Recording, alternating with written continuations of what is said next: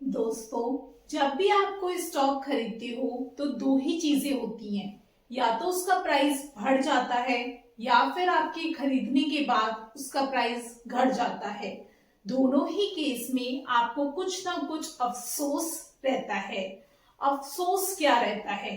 अगर प्राइस बढ़ गया हो तो ओ मैंने और खरीद लिया होता, और प्राइस गिर गया हो तो ओ शिट, मैंने खरीदा क्यों, थोड़ा वेट कर लिया होता। Actually stock market is the market of repent, अफसोस का मार्केट। आपको हर हालत में अफसोस होना ही है। अब दोनों ही सिचुएशन में आप सोचते हैं अब क्या करूं, और खरीदूं या रुक जाऊं। अगर प्राइस गिर गई हो तो लालच ये रहता है कि वही स्टॉक अब सस्ते में मिल रहा है, और क्या मैं डाउनवर्ड एवरेजिंग करूं? और अगर प्राइस बढ़ गई है तो क्या अपवर्ड एवरेजिंग सही स्ट्रैटेजी है?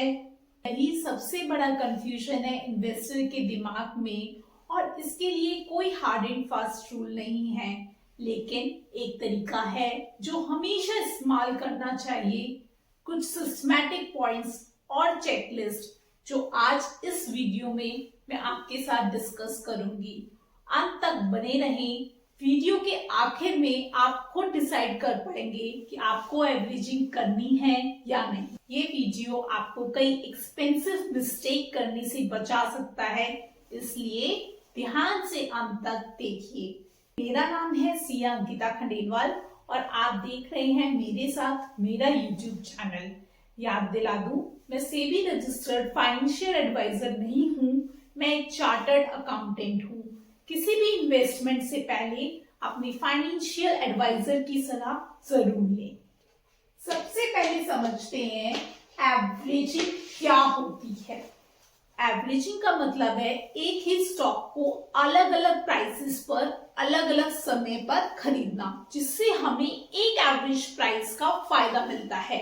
ये बिना सोचे समझे नहीं बल्कि स्ट्रैटेजी के साथ करनी होती है। अगर हमें स्टॉक मार्केट में रहना है तो एवरेजिंग समझना पड़ेगा, क्योंकि ऐसा नहीं हो सकता कि स्टॉक आप खरीदें और वही प्राइस पर रहे। या तो वो गिरेगा तब क्या करना है, या वो प्राइस बढ़ेगा तब क्या करना है। एवरेजिंग बहुत ब्यूटीफुल स्ट्रैटेजी है और बहुत खतरनाक भी हो सकती है। पहले समझते हैं कि अगर कोई स्टॉक खरीदने के बाद उसकी प्राइस गिरने लगे तो क्या करें। ऐसी सिचुएशन में आपके अंदर फियर होगा कि मैंने जो खरीदा उससे नीचे गया प्राइस। ग्रीड होगी कि अब सस्ते में मिल रहा हूं और खरीद लूं। तो ये जो डर और लालच है ना, दोनों आपके अंदर प्रिवेल करेंगे। एग्जाम्पल देखो, मान लो कोई स्टॉक है ए, उसको आपने 100 रुपए में पहले खरीदा था, ठीक है।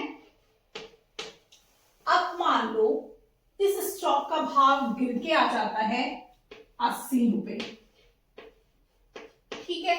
तो आप सोचोगे 100 का माल 80 में मिल रहा है, थोड़ा और खरीद लेता हूं। आपने यहां पर और खरीद लिया, इसके बाद ये गिर के आ गया 60 रुपए। आपने सोचा अभी तक तो 80 में मिल रहा था, अब 60 में मिल रहा है, और खरीद लेता हूं। ये गिर कर आ गया 50 रुपए।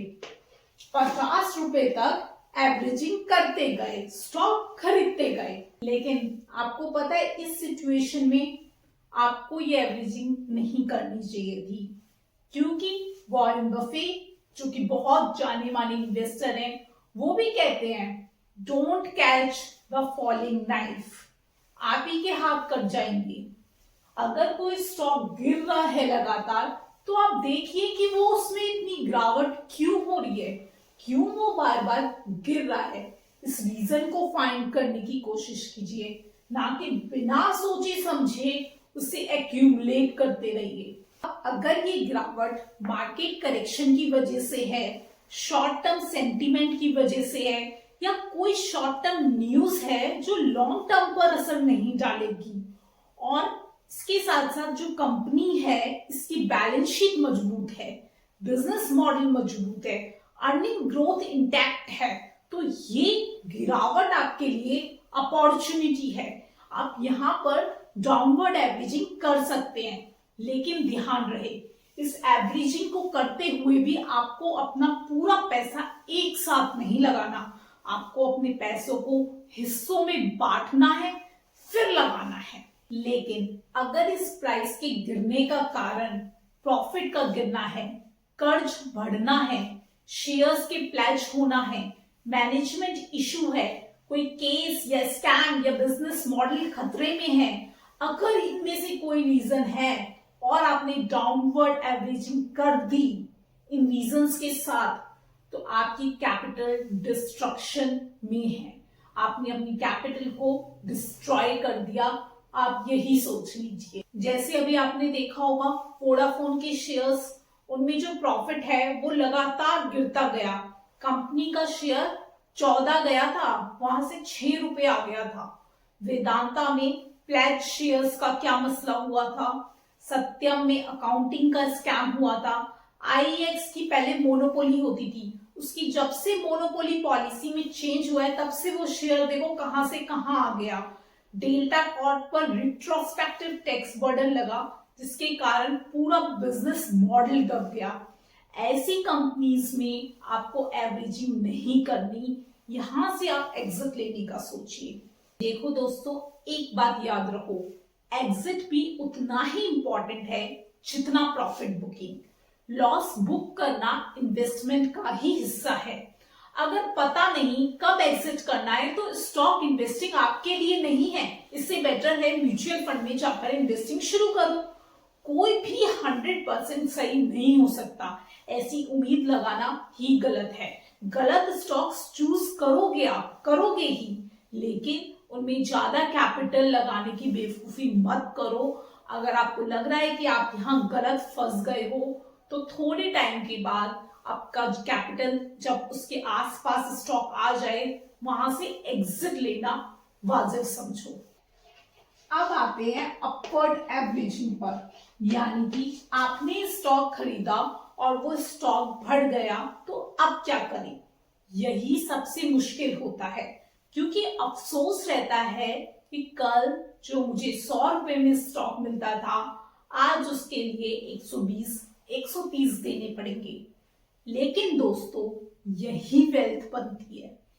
अगर प्राइस कंपनी के profit, growth, balance sheet, business improvement के कारण बढ़ रही है, तो अपना एलोकेशन बढ़ाइए, यानी पिरामिडिंग शुरू कर दीजिए। अपवर्ड एवरेजिंग का एक क्लासिक एग्जाम्पल है राकेश झुंझुनवाला ने, जो टाइटन में एलोकेशन किया। उन्होंने उसे बॉटम पर भी खरीदा और हर हायर लेवल पर डिसिप्लिन के साथ उस स्टॉक में अपना एलोकेशन बढ़ाया। लॉन्ग टर्म वेल्थ इसी अपवर्ड एवरेजिंग से बनती है। डाउनवर्ड एवरेजिंग से रियरली वेल्थ बनती है। यस, टेम्परेरी करेक्शन हो तो अलग बात है, लेकिन जो वेल्थ का असली मूल मंत्र है ना, वो पिरामिडिंग ही है, अपवर्ड एवरेजिंग ही है। सिंपल सा फॉर्मूला है, उसे आप लोग याद रखिए कि आपको सबसे पहले एक स्ट्रॉन्ग बिजनेस ढूंढना है, और अगर वो स्ट्रॉन्ग बिजनेस के साथ साथ आपको उसमें टेम्परेरी फॉल मिल जाए किसी भी कारण से, तो उसे आप एक अपॉर्चुनिटी की तरह उसमें एंटर कीजिए, उसमें अपना एलोकेशन बढ़ाते रहिए। लेकिन वहीं आपको कोई भी वीक बिजनेस मिल जाए और वो शेयर आपको सस्ता मिल रहा हो, तो वो एक तरीके का ट्रैप है आपके लिए, उसमें मत फंसिए। बिगनर्स के लिए मैं एक फ्रेमवर्क बनाती हूं कि आपको किस तरीके से अपनी ट्रेडिंग शुरू करनी चाहिए। बिगनर लोग सबसे पहले क्या करो, अपना जो सारा कैपिटल है, ठीक है, उसको कभी भी एक साथ मत इन्वेस्ट करो, उसको हमेशा टुकड़ों में बांटो। ठीक है, कैपिटल के आप चंक्स बना लो, 4-5 चंक्स बना लिए कि मुझे हर गिरावट में इतना इतना डालना है। कभी भी एक साथ पूरा पैसा मत डालो। उसके बाद आप जब भी किसी भी स्टॉक में इन्वेस्टिंग के लिए जाओ, सबसे पहले उस स्टॉक की अच्छे से सारे रेशियोज, सारे फाइनेंशियल स्टेटमेंट्स, पिछले क्वार्टर का प्रॉफिट अगर आ रहा है कि नहीं आ रहा है, सब कुछ रिसर्च कर फिर अपना इन्वेस्टमेंट स्टार्ट करो। जो फर्स्ट बाय करोगे ना किसी भी स्टॉक को, उसमें आपका कॉन्विक्शन होना बहुत जरूरी है। पहली बार जब भी आप किसी स्टॉक को बाय करने जा रहे हो तब, नहीं तो मत लो उसे अपने पोर्टफोलियो में। और लास्ट बात, जब अगर आपके पास एवरेजिंग के पैसे नहीं हैं, आप सिर्फ एक बार ही स्टॉक खरीदना चाह रहे हो, तो आप ट्रेडिंग मत करो, आप म्यूचुअल फंड में इन्वेस्ट करो।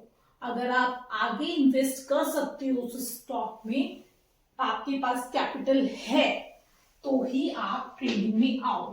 क्योंकि क्या है ना, आप जिस प्राइस पर इन्वेस्ट करोगे, ठीक है, उससे प्राइस ऊपर भी जाएगा और नीचे भी जा सकता है। तो आपके पास पैसा होना चाहिए कि जब वो नीचे जाए तो आप उस स्टॉक में अपना पैसा डाल पाओ। तो अगर आपके पास ये 4 चीजें हैं, तभी आप पैसा लगाने की सोचो।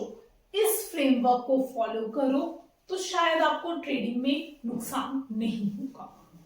और हाँ दोस्तों, अगर किसी रीजन से, चाहे वो रीजन कुछ भी हो सकता है, गवर्नमेंट की पॉलिसी चेंज हो गई, स्कैम हो गया, मैनेजमेंट इशू हो गया, किसी भी रीजन से आपकी जो इंफॉर्मेशन है, आपकी जो थीसिस है, आपकी वो जो रिसर्च है, वो गलत साबित हो जाती है।